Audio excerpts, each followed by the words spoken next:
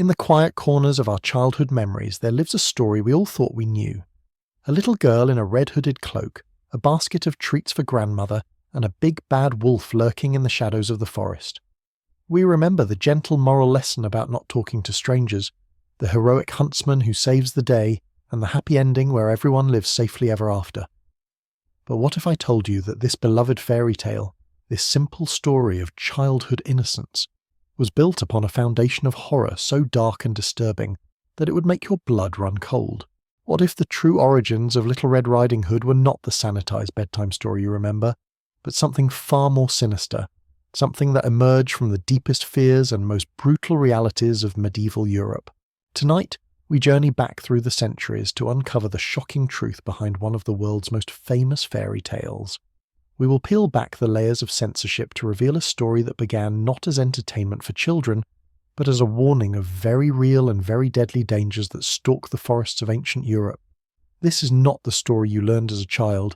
This is the story of cannibalism, of sexual predation, and of monsters both supernatural and terrifyingly human.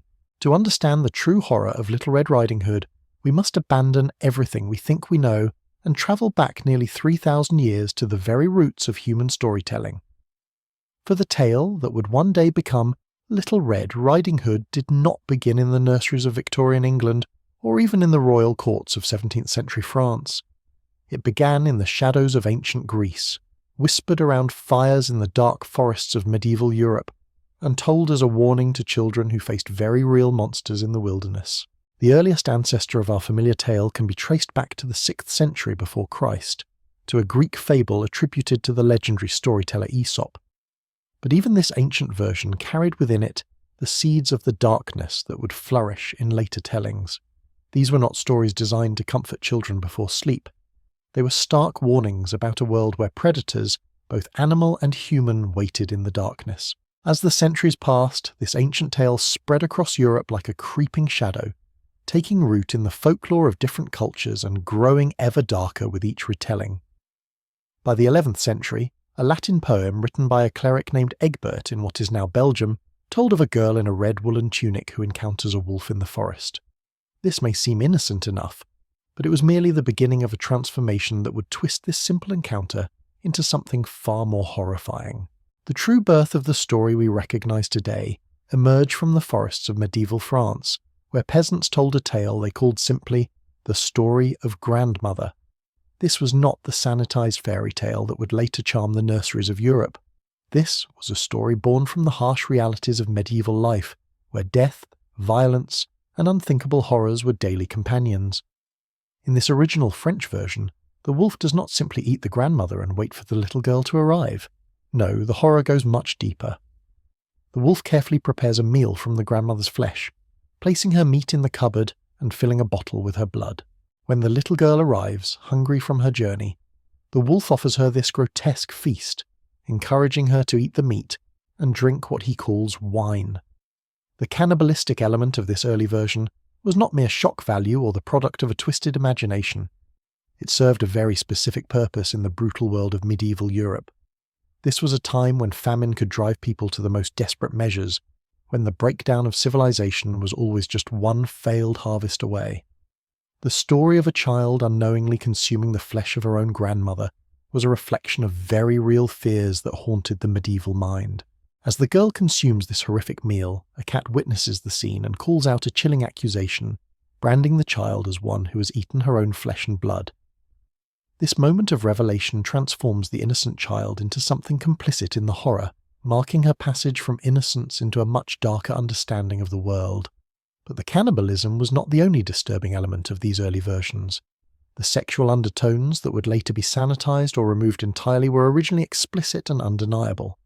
After the gruesome meal, the wolf invites the girl to join him in bed, instructing her to remove her clothing piece by piece and throw each garment into the fire.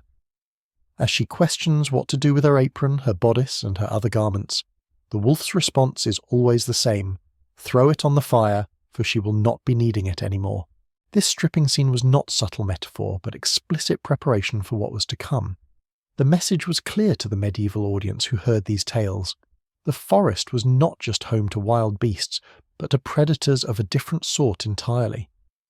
The wolf of these early stories was not just an animal driven by hunger, but something far more sinister, something that combined the worst aspects of both beast and man.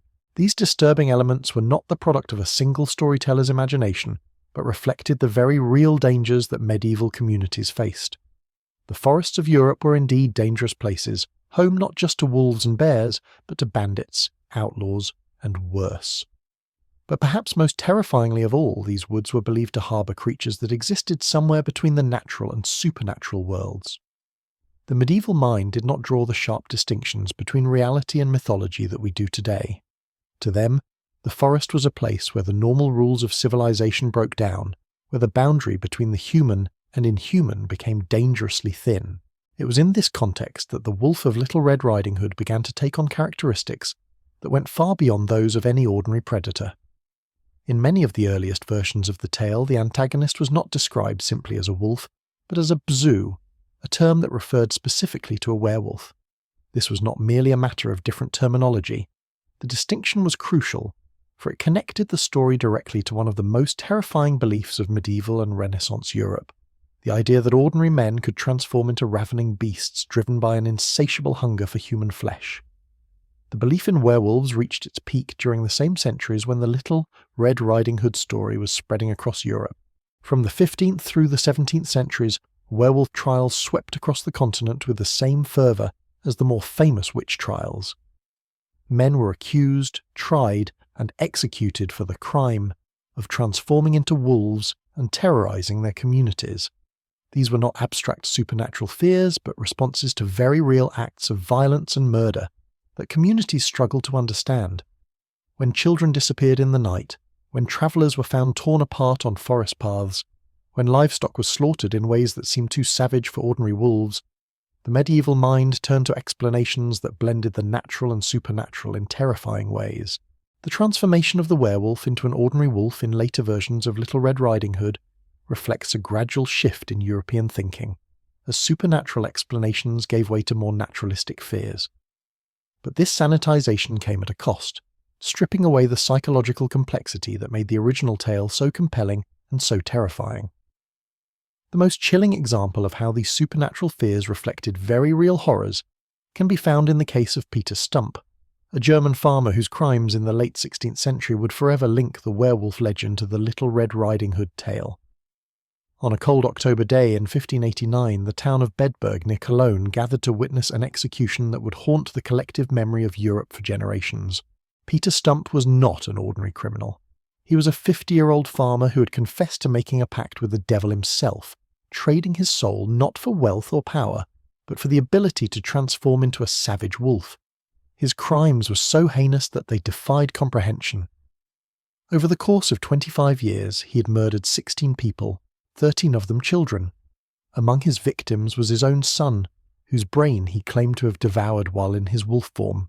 The details of Stump's crimes read like a catalogue of medieval nightmares. He had not simply killed his victims, but had torn them apart with his teeth, consumed their flesh, and violated the most sacred bonds of human society. He admitted to having sexual relations with his own daughter, and claimed to have been visited by a succubus, a demon in female form that came to him in the darkness. The execution that followed was as brutal as the crimes themselves. Stump was strapped to a Catherine wheel, and executioners used red-hot pincers to tear away his flesh in 10 places. His arms and legs were broken while he was still alive, before he was finally beheaded and his body burned. But even this was not the end. His severed head was mounted on a wooden pole alongside the body of a wolf, creating a grotesque warning that stood as a monument to the horrors of lycanthropy. The case of Peter Stump sent shockwaves across Europe and is directly credited with inspiring many of the darkest versions of the Little Red Riding Hood story. Here was proof that the monsters of folklore were not merely figments of imagination, but could walk among ordinary people, hiding their true nature until they struck. The wolf that stalks Little Red Riding Hood through the forest was not just a wild animal, but a manifestation of this very real fear that neighbours could transform into predators. The werewolf trials that followed Stump's execution created an atmosphere of paranoia and suspicion that permeated European society. Communities turned inward, viewing strangers with deep suspicion and watching for signs that someone among them might harbour the curse of lycanthropy. children were warned not just about wolves in the forest, but about the possibility that any adult they encountered might be something far more dangerous than they appeared. This historical context transforms our understanding of the Little Red Riding Hood story entirely. The tale was not born from abstract fears about stranger danger, but from very specific anxieties about a world where the line between human and monster had become terrifyingly blurred. The wolf's ability to speak, to reason, to deceive the little girl was not merely a fantastical element, but a reflection of the belief that the most dangerous predators were those who could disguise their true nature. As the story evolved and spread across Europe, it absorbed these contemporary fears and transformed them into narrative elements that would persist for centuries. The wolf's cunning intelligence, his ability to manipulate and deceive, and most importantly his targeting of the innocent and vulnerable, all reflected the very real dangers that communities believed they faced from werewolves and other shape-shifting predators. But the supernatural elements of the tale were only part of its disturbing origins. The story also served as a warning about very human predators who used deception and manipulation to gain access to their victims. The medieval world was one where young women faced constant threats to their safety and virtue, and the Little Red Riding Hood story functioned as a complex allegory for these dangers. The French phrase "Elle a vu le loup" literally translates to "she has seen the wolf," but its colloquial meaning was far more specific and disturbing. This was the euphemism used to indicate that a young woman had lost her virginity, often through force or coercion. The wolf of the fairy tale was not just a literal predator, but a symbol for the sexual violence that young women faced in a society that offered them little protection. This linguistic connection reveals the true purpose of the earliest versions of Little Red Riding Hood. They were not entertainment, but education, designed to teach young women about the realities of a world where their innocence made them targets. The red cloak that gave the story its name was itself a loaded symbol, as red garments were often associated with prostitution in medieval France. The choice of this particular colour was no accident, but a deliberate signal about the story's deeper meanings. The tale reached its most sophisticated and disturbing form in the hands of Charles Perrault, who published his version in 1697 for the court of King Louis XIV. This was not a children's story, but adult entertainment, crafted for an audience that would have immediately understood its sexual and political implications. Perrault's version stripped away any pretense of a happy ending, allowing both the grandmother and Little Red Riding Hood to be consumed by the wolf with no rescue in sight. The moral that Perrault appended to his tale left no doubt about its intended meaning. He explicitly warned young women about wolves in human form, those charming and seemingly gentle predators who followed young women into their homes and presented the greatest danger of all. This was not abstract moralizing, but pointed commentary on the very real situation faced by the young women of Louis XIV's court. The court of the Sun King was a place of extraordinary danger for young women, where their virtue was constantly under threat from powerful men who faced no consequences for their actions. The king's own brother was notorious for disguising himself as a woman to gain access to female quarters, where he would seduce or assault young courtiers with impunity. In this environment, a story about a predator who used deception to gain access to his victims was not fantasy but thinly veiled reality. Young women at court who fell victim to such predators faced a terrible double bind. Their virginity was often their only asset in the marriage market, but if they reported rape or assault, they were more likely to be punished than their attackers. French law of the time held women responsible for sexual crimes committed against them, and accusers faced banishment or death if they came forward. The wolf's consumption of Little Red Riding Hood was thus a perfect metaphor for a society that devoured its most vulnerable members. The red hood itself took on additional layers of meaning in this context. Beyond its association with prostitution, the colour red had long been linked to sin and transgression in Christian symbolism, but it also carried associations with menstruation and sexual maturity, marking the girl's transition from childhood to womanhood. This transformation made her both a target for predators and complicit in her own victimization, according to the twisted logic of the time. The symbolism embedded in these early versions reveals a society grappling with questions of innocence, corruption, and the violent transition from childhood to adulthood. The forest itself became a character in these tales, representing the liminal space between the safety of home and the dangers of the wider world. It was here, in this threshold between civilization and wilderness, that the most profound transformations occurred, But the disturbing evolution of Little Red Riding Hood was far from over. As the story continued to spread across Europe, it began to absorb local fears and cultural anxieties, morphing into something even darker and more complex. In some regions, the tale became intertwined with beliefs about child sacrifice and ritual murder, reflecting deep-seated fears about secret societies and occult practices that supposedly operated in the shadows of respectable society. The cannibalistic elements of the story took on new significance in communities that had experienced actual cases of survival cannibalism during famines or sieges. The image of a child unknowingly consuming the flesh of her grandmother was not merely symbolic, but evoked memories of real horror that entire communities had witnessed. These experiences left scars on the collective consciousness that found expression in the darkest versions of the tale. Archaeological evidence from medieval Europe supports the idea that these stories reflected genuine social anxieties. Excavations of medieval sites have revealed evidence of violence against children and young women that suggests a society where predation was a constant threat.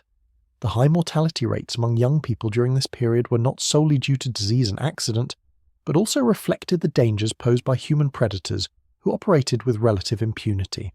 The role of the grandmother in these early versions deserves particular attention, for it reveals another layer of disturbing social commentary. In medieval society, elderly women occupied a precarious position, often viewed with suspicion and vulnerable to accusations of witchcraft. The ease with which the wolf eliminates the grandmother and assumes her place reflects the broader social tendency to dismiss and devalue older women, treating them as expendable obstacles to male desire.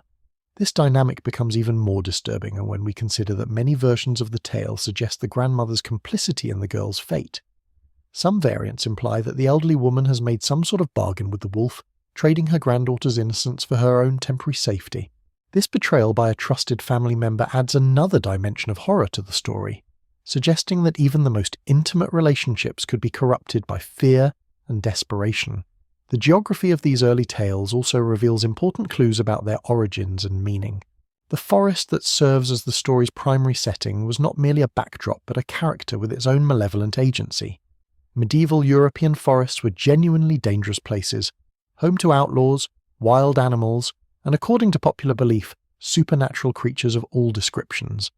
But they were also essential to survival, providing fuel, building materials, food, and medicinal plants that communities needed to survive. This dependence created a complex relationship between human settlements and the wilderness that surrounded them. The forest was both provider and threat, sanctuary and trap. Children and young adults who ventured into these spaces faced very real dangers, not just from wild animals but from human predators who used the isolation and dense vegetation to conceal their crimes.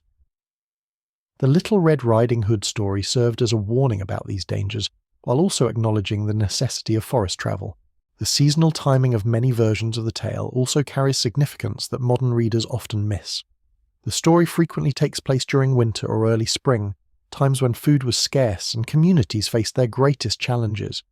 The grandmother's illness that necessitates the girl's journey often coincides with the period when elderly and vulnerable members of society were most at risk of death from cold, hunger, or disease.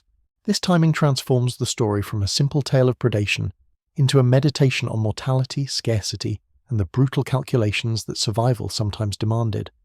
The wolf's consumption of both grandmother and granddaughter can be read as a metaphor for the way that harsh winters consume the weak and vulnerable, leaving only the strong and ruthless to survive until spring. The transformation of the story's antagonist from werewolf to ordinary wolf also reflects changing attitudes toward the supernatural in European society. As the scientific revolution gained momentum and rational thinking began to challenge traditional beliefs, explanations for violence and predation shifted from the supernatural to the psychological.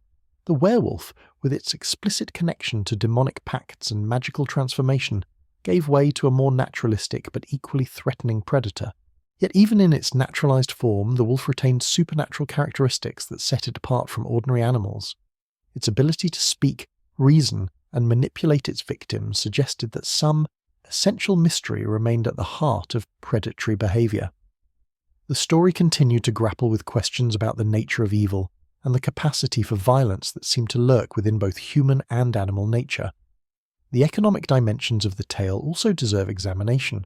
for they reveal how concerns about property, inheritance, and social mobility influenced the story's development. The grandmother's cottage, with its isolated location and vulnerable occupant, represented the kind of easy target that appealed to various forms of predation. The basket of goods that the girl carries symbolized the modest wealth that made her family a target while also marking her as someone worth pursuing.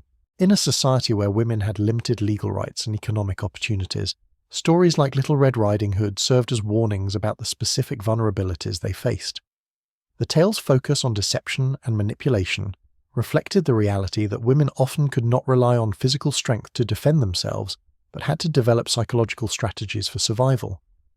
The religious dimensions of the story also underwent significant evolution during this period.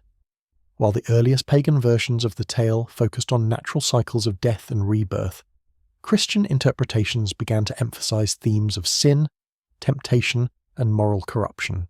The Red Hood became associated with the Scarlet Woman of Revelation, while the wolf took on characteristics of Satan himself, the deceiver who leads the innocent astray. These religious interpretations added new layers of meaning to the story, while also creating new opportunities for social control. Religious authorities could use the tale to reinforce messages about female virtue, obedience to authority, and the dangers of straying from prescribed social roles. The story became a tool for maintaining social order while simultaneously acknowledging the threats that made such order necessary. The legal context in which these stories circulated also shaped their development and meaning.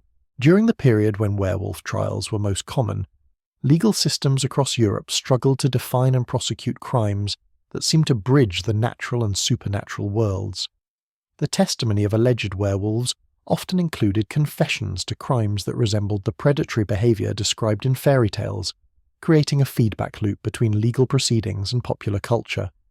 The brutal punishments inflicted on convicted werewolves, like Peter Stimp, were designed not just to eliminate individual threats, but to serve as public warnings about the consequences of transgressing social and natural boundaries. The display of Stump's severed head, alongside a wolf's body, created a powerful visual reminder that linked the fairy tale wolf directly to very real human monsters. As these stories continued to evolve and spread, they began to reflect regional variations in law, custom, and belief that reveal how different communities understood and responded to the threat of predation. In some areas, versions of the tale emphasized community solidarity and collective defense against threats. In others, the focus remained on individual cunning and survival strategies. These regional differences also reflected varying attitudes toward authority and social hierarchy. In areas where central authority was weak or absent, versions of the tale often emphasized self-reliance and personal responsibility for safety. Where strong institutions existed to maintain order, the stories were more likely to feature rescue by authority figures or punishment of wrongdoers by official justice. The gradual transformation of Little Red Riding Hood from adult cautionary tale to children's entertainment represents one of the most significant developments in the story's evolution. This shift required extensive sanitization and a modification of the original elements, but traces of the darker themes continue to surface even in supposedly innocent versions. The process of adaptation for child audiences reveals the complex negotiations that societies make when deciding what knowledge to transmit to the next generation. The core warning about predatory behavior remained, but the explicit sexual and cannibalistic elements were either removed entirely or transformed into more abstract metaphors that children might not fully understand until they reached adulthood. This sanitization process was not merely about protecting young minds from disturbing content. It reflected a fundamental shift in how European society understood childhood itself. The medieval world had made little distinction between children and adults when it came to knowledge about danger and violence. Children were expected to understand and navigate the same threats that adults faced, and stories like Little Red Riding Hood served as essential survival education. But as the concept of childhood innocence began to take hold in the 18th and 19th centuries, these brutal educational tools were seen as inappropriate for young audiences. The challenge became how to preserve the essential warning while removing the elements that were deemed too disturbing for developing minds. The result was a series of increasingly sanitized versions that retained the basic structure while stripping away much of the psychological complexity. Yet even these cleaned-up versions could not entirely escape their dark heritage. the fundamental premise remained unchanged. A young girl ventures into dangerous territory, encounters a deceptive predator, and faces consequences that reflect the harsh realities of an unforgiving world. The sanitization may have softened the edges, but the core nightmare persisted. The Brothers Grimm played a crucial role in this transformation, publishing their version of the tale in 1812. Their retelling introduced elements that would become standard in later adaptations, most notably the heroic huntsman who arrives to save the day. This edition fundamentally altered the story's message, shifting it from a tale of inevitable consequence to one of possible rescue. The huntsman's intervention represented more than just narrative convenience. It reflected changing attitudes toward authority and protection in European society. Where earlier versions had emphasized individual responsibility and the acceptance of harsh consequences, the Grimm version suggested that proper authorities could and would intervene to protect the innocent. This was both reassuring and dangerous, as it encouraged reliance on external salvation rather than personal vigilance. The Grimm brothers also added a second part to their tale, in which the girl and her grandmother successfully trap and kill another wolf, demonstrating that they had learned from their experience.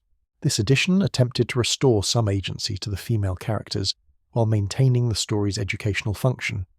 But it also revealed the extent to which the original tale's power came from its refusal to offer easy answers or comfortable resolutions. The psychological interpretations that emerged during this period added new dimensions to our understanding of the tale's enduring power. Scholars began to recognize that the story functioned as more than just a practical warning about physical danger.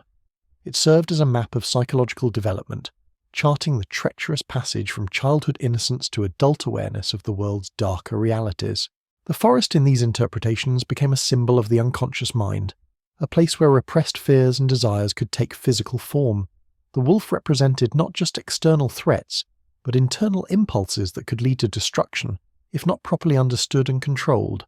The girl's journey through this psychological landscape became a metaphor for the process of maturation itself. These deeper readings revealed layers of meaning that had always been present in the story but had not been explicitly articulated. The cannibalistic elements could be understood as representing the way that traumatic experiences consume and transform their victims. The sexual predation reflected the violence inherent in certain forms of desire and the way that innocence could be weaponized against the innocent. The grandmother's role in these psychological interpretations took on new significance as well. She represented not just a victim, but a failed guide, someone who should have prepared the girl for the dangers she would face, but who instead became complicit in her victimization. This failure of intergenerational wisdom transfer became a central theme in many modern readings of the tale. The Red Hood itself became a rich source of symbolic interpretation, representing everything from the onset of menstruation to the mark of sin to the target that predators learn to recognize. Each interpretation added new layers to our understanding of how the story functioned as both warning and explanation for the violence that young women faced in patriarchal societies.